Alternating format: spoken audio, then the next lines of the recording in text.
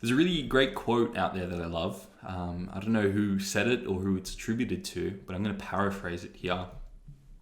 And that quote is that no matter what someone says about you, it's true. And I think once you can take all the things that bug you when people say these things to you and you can own them, and you can recognize that, you know what, I am that thing.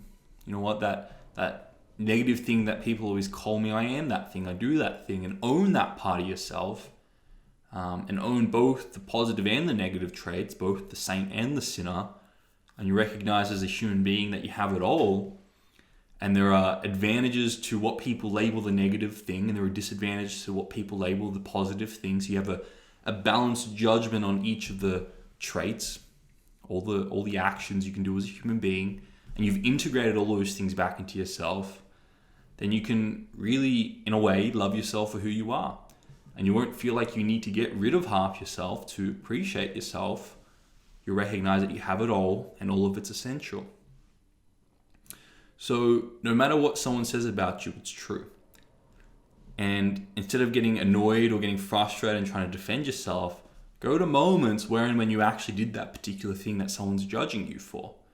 And then if it's a negative judgment in your perception initially, go in there and find how it served you and the people you perceived yourself doing it to. And you'll recognize that that specific trait is necessary, because if it wasn't, you wouldn't have it. It would have gone extinct a long time ago.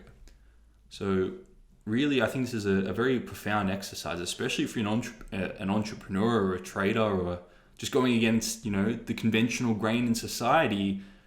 You're more susceptible to getting challenged or criticized, and having that understanding that you are everything that people say you are, and that's great, and you can own all parts of yourself. You give yourself great power and freedom to really stick to your mission. Because if you have a button that someone can push, you're run by the extrinsic world, and you fear someone doing that to you, and you run extrinsically, you walk on eggshells, you don't do things you would love to do because you're fearful of the criticism you're going to receive. But if you go in there and you own it all and you see that every trait has two sides to it, has both sides to it in equal proportion, then you free yourself from a lot of that external baggage, and you, in a way, look more internally to figure out what is it I would love to do. And you go off and pursue that, and you're more inspired and you accomplish great things. So I think if you go in there and own it all and you're not reactive to the external world, you give yourself great permission to do what it is you'd love to do.